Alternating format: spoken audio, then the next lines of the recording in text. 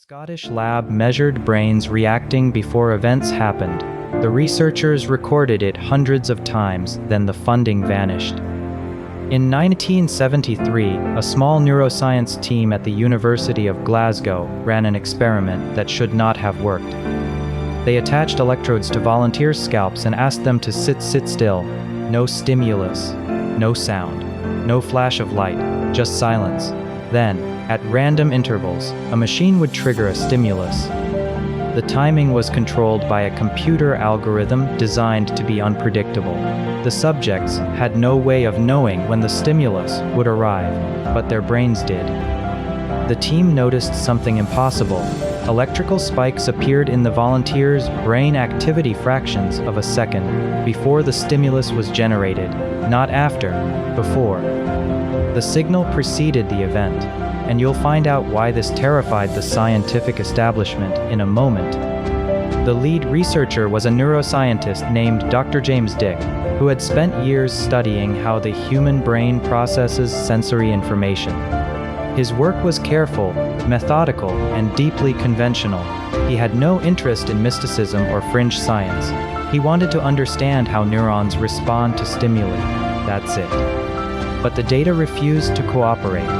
Here's what the electrodes showed. When a stimulus was delivered, the brain produced a clear, measurable response. That was expected. That was textbook neuroscience. But the same subjects also showed smaller spikes before the stimulus appeared. These spikes were not random noise.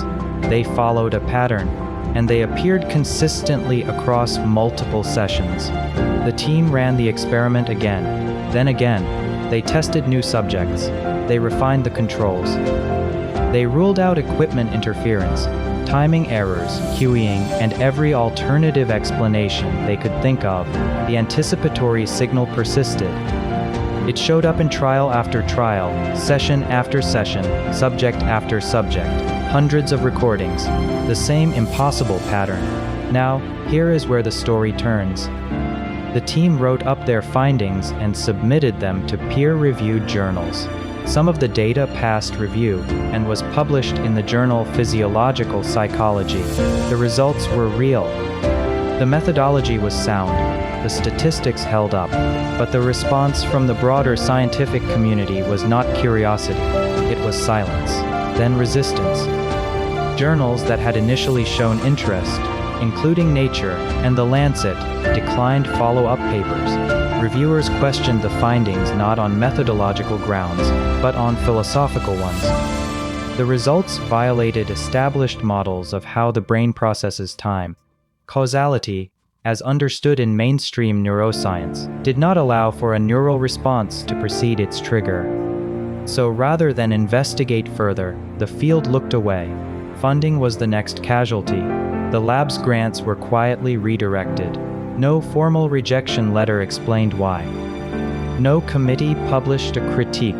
The money simply stopped flowing. Graduate students moved to other projects. The equipment gathered dust. Within a few years, the research team dispersed, and the experiment was effectively shelved. But here is the part that changes everything. Remember that open loop about why this terrified the scientific establishment. Here is the answer. The fear was never about bad data. It was about what good data would mean. If the brain could respond before a stimulus existed, every textbook on perception needed rewriting. That is why the funding vanished. That is why the journals closed their doors. The threat was not fraud. The threat was accuracy. Decades later, separate research teams using modern functional magnetic resonance imaging technology began detecting something strikingly similar. These new labs were not trying to replicate the Glasgow findings. Most had never heard of the 1973 study. They were conducting independent experiments on how the brain anticipates events, and their imaging data showed anticipatory neural activity that preceded random stimuli by fractions of a second. Modern imaging confirmed what the Glasgow team had recorded with simple electrodes over 40 years earlier. The original methodology had been sound. The statistics had been honest. The results had been buried not because they were wrong, but because they were inconvenient. Why would a result be inconvenient? Because it threatened a framework. If the brain could respond to a stimulus before that stimulus existed, the implications touched everything from the fundamentals of perception to the philosophical architecture of causality itself.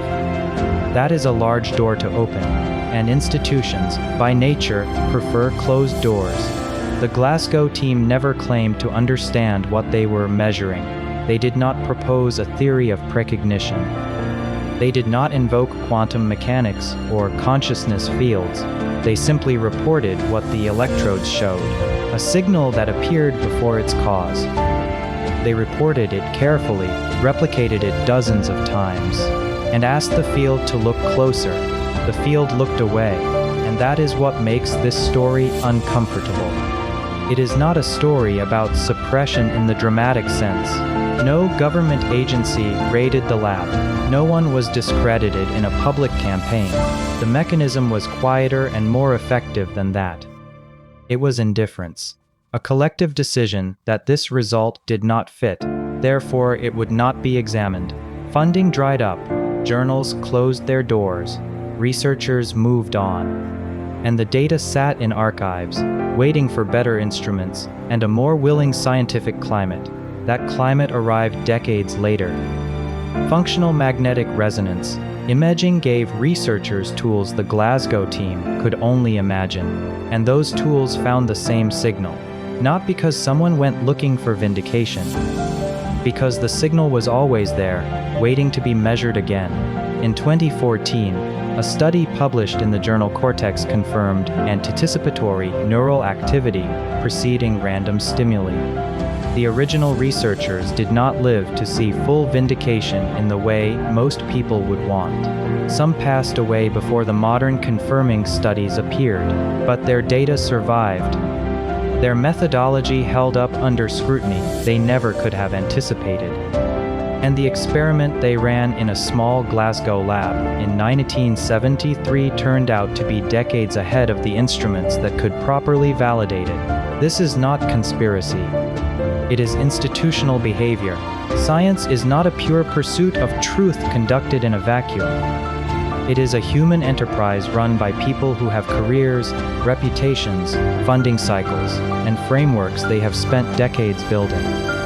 When a result threatens those frameworks, the response is rarely open-minded curiosity. The response is usually silence, followed by redirection, followed by forgetting. The Glasgow study was forgotten for a generation. Then it was quietly confirmed by tools that did not exist when it was first conducted. The brains were reacting before the events happened. And the scientific establishment needed 40 years to be ready to hear it. Subscribe if you think buried science deserves a second look.